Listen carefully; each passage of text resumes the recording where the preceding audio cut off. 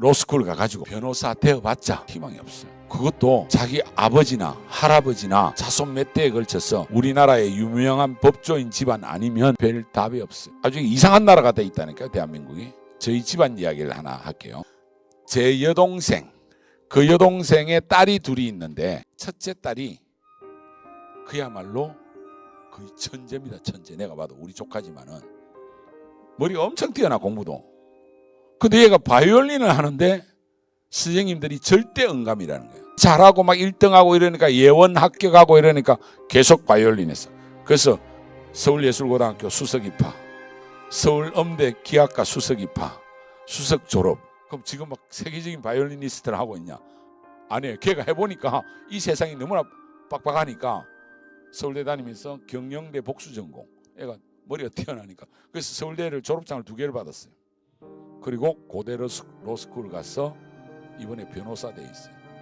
근데 맨날 저한테 예삼촌 이러면서 막 한 번씩 막 카톡 보내고 막 욕을 드립다 보네. 이씨 더러운 세상, 내가 이렇게 죽도록 하는데 300만 원밖에 못 받는다고. 이게 앞으로 어떻게 될지 알 수가 없어요. 지금 우리 30대 초중반 젊은 친구들이 이 사회에서 스펙이 화려하다고 우리 부모님 세대처럼 그렇게 성공할 수가 없어요. 왜 없느냐? 지금 우리가 살고 있는 세상을 구조적으로 이해를 하셔야 돼요.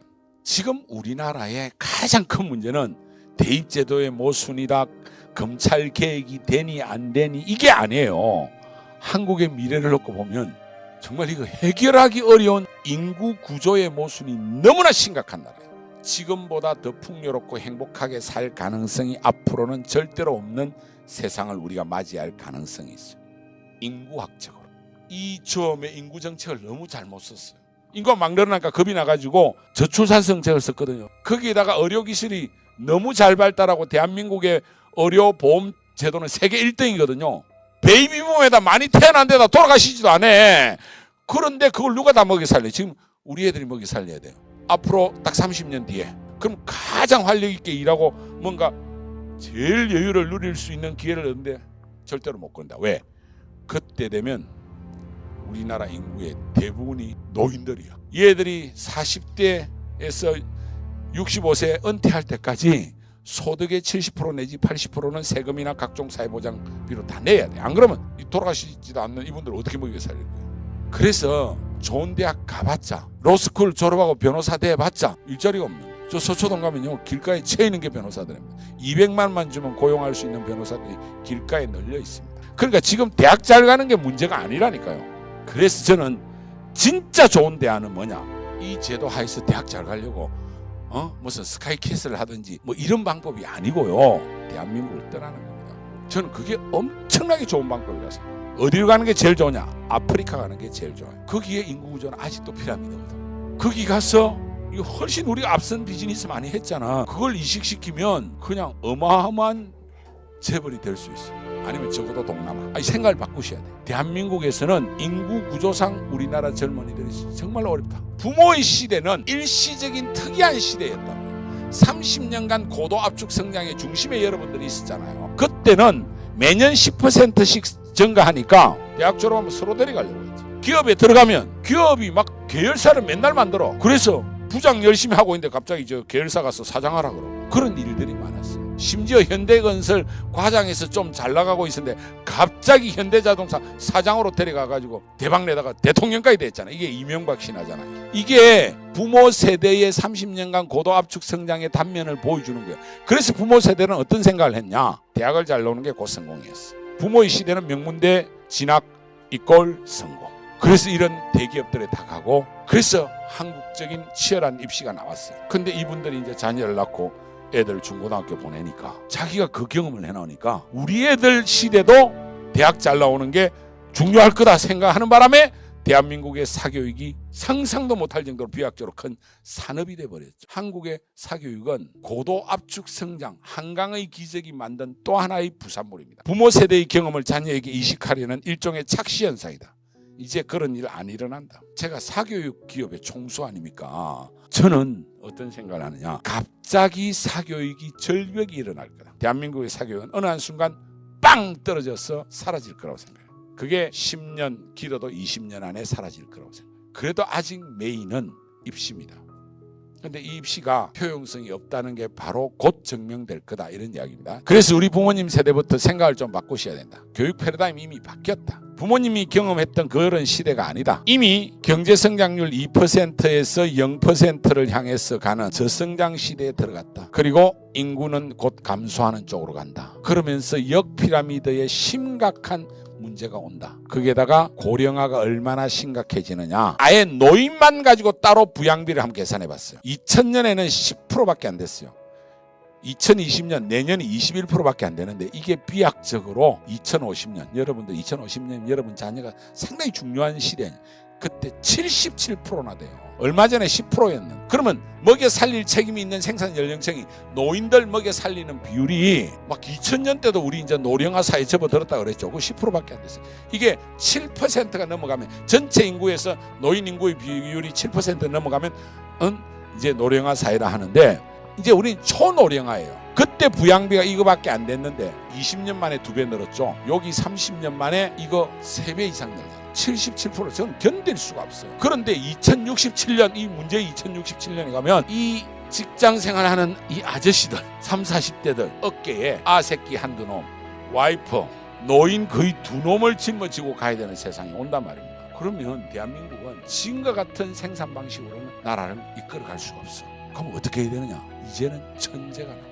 엄청나게 창의적이고 한 명의 생산 능력이 막 100만 명 이런 정도의 어떤 창의적이고 천재의 그런 인재가 양성 안 되면 30년 고도압축 성장은 성실하고 열심히 일하는, 왜? 그때는 중화학공업이고 기본 IT고 그랬는데 이제는 4차 산업에 의해서 전혀 다른 세상에 오니까 이제는 방탄소년단이 여기저기서 튀어나와야 돼. 그렇지 않으면 대한민국은 이 부양비를 견딜 수가 없게 돼. 애들이 대학을 잘 가고, 이거보다는 우리 애가 우리나라 미래를 위해서 정말 창의적이고 천재적인 역량이 어디 숨어있는지 그걸 찾아낼 것인지, 아니면 아프리카로 갈 건지, 뭔가 이런 결단을 하시는 것이 저는 훨씬 더 이 상황에 맞다. 대학을 잘 가겠다는 건 어머니들 자기들 경험이라니까요. 지금 대학 잘 가도 아무 소용없다니까요. 그건 알잖아요. 하는데 다들 학원 보내고 수시 다들 막 학종이 중요하다고 이러니까 자꾸 거기 뛰어다니는데 그 우리 조카 그 천재잖아. 학종까지 모든 거 다 완벽하게 얘는 다 해내요. 그래서 중요한 콩쿠르에서 대상도 받고, 그 다음에 수석 졸업하고 서울대 현악기 중에 바이올린이 악장을 맡거든요. 서울대 오케스트라에 악장도 했고 스펙이 완벽한 애예요. 그래도 만만치 않는 세상이 되어 있단 말이에요. 지금 구조 속에서는 만만치 않는 세상 속에 살고 있는데, 그러면 어떤 자리를 잡아서 간다 해도 결국은 대한민국에서는 세금으로 다 뜯길 거라. 앞으로 세제는 점점 더 가진 자에게 누진 적용이 훨씬 더 강하게 할 수밖에 없는 세상이 우리 앞에 곧 온다. 저는 대학도 무너질 거라고 생각해요. 이미 세상이 그런 세상이 아니야. 그러면서 이 AI 시대의 뉴칼라는 실무 능력이 엄청나게 중요하고 학력과 무관하다. 실제로 지금 컴퓨터 공학 출신들은 대학 어디에 관계없이 지금 다 기업에 뽑혀가요. 그 다음에 코딩 능력이 있는 친구들은요, 그냥 코딩 교육만 하는 학원만 제대로 굴려도 돈을 엄청 벌고 있어요. 이 강남 일대에서. 왜? 앞으로 그쪽으로 다 바뀔 것이기 때문에. 그래서 부모의 시대는 잘 배우는 인재 양성, 즉 대학 잘 가는 게 부모의 시대에 맞는 패러다임이라면, 우리 자녀의 시대는 창의적이고 협력적인 인재를 양성하고 오히려 실무 능력이나 실제로 어느 대학 나왔냐 하는 것이 그렇게 중요하지 않는 세상으로 지금 가고 있다. 뉴칼라의 시대가 열리고 있다. 그러면 거기에 따라서 직무가 어떻게 급변하느냐, 노는 것 자체가 하나의 부가가치가 되는 시대가 분명히 올 거다. 그렇게 하지 않으면 우리는 살아갈 수 없는 세상이 올 거라고 저는 생각합니다. 그래서 우리 애가 잘 놀면 잘 노는 것에 의해서 부가가치가 만들어지는, 지금은 상상할 수 없는 그런 시대가 분명히 오고야만 합니다. 오지 않으면 이 경제가 돌아갈 수 없어요. 벌써 연예인들이나 이런 쪽에 회사들이 기업 가치가 엄청나게 올라가고 있잖아요. SM 같은 경우. 그래서 너무 걱정하시지 마라. 오히려 자녀한테 맡겨놓으면 얘들이 결국은 대한민국의 미래를 책임질 애들이기 때문에 현재의 이 불합리한 입시 제도를 뛰어넘어서 얘들의 미래에 맞는 역삼각형의 인구구조, 역피라미드의 심각한 인구 문제도 뚫어낼 거다. 결국은 그런 창의적이고 역동적인 인재가 미래를 찾아낼 거라고 생각합니다. 그렇지만 부모된 마음에서 대학을 가려고 하면 차라리 가까이에 있는 일본에 있는 대학 가는 게 훨씬 쉽고 비전이 있습니다. 대한민국은 진짜 대입제도가 너무나 복잡하고 어렵게 돼 있기 때문에 극소수의 학생만 성공할 수 있다. 그리고 앞으로 우리 아들, 딸들이 글로벌하게 가야 된다고. 여기에 멈춰 있으면 답이 없다. 우리 애가 한 중간 정도 애매하다 하면 대한민국을 떠나서 다른 나라 가서 사는 게 저는 훨씬 나을 것 같습니다. 왜냐하면 인구 구조상 부양비를 견딜 수가 없는 세상에 온다. 그럼 결국은 어떻게 해야 되냐? 정부가 가감하게 이민 정책을 써서 생산 연령층을 이민으로 두텁게 만들어내야 돼요. 지금 뭐 그런 거 해야 되는데 맨날 촛불 들고 이지랄을 하고 앉아 있으니까 제가 볼 때는 진짜 걱정되는 나라예요.